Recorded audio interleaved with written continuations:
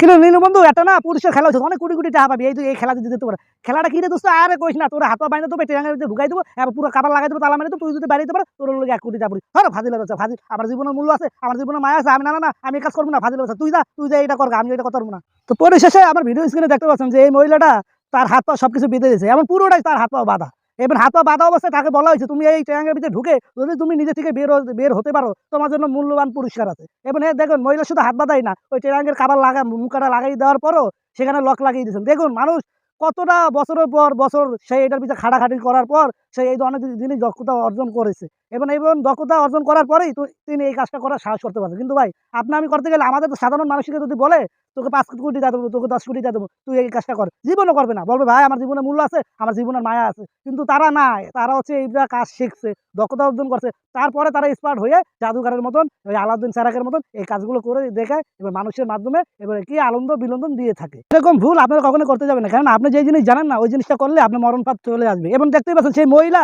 হাত পা শুধু বাঁধা না টেরাঙ্গো তালা মারা না সেখানে পানি ভরা ছিল তাহলে কতদিনের এটা তার শেখার অর্জন সে করছে ভাই এটা আমি নিজেও বলতে পারি না আপনিও বলতে পারবেন না কতটা তার এটার পিছনে শ্রম পরিশ্রম কতটা আত্মত্যাগ তার করতে হয়েছে এটার পিছনে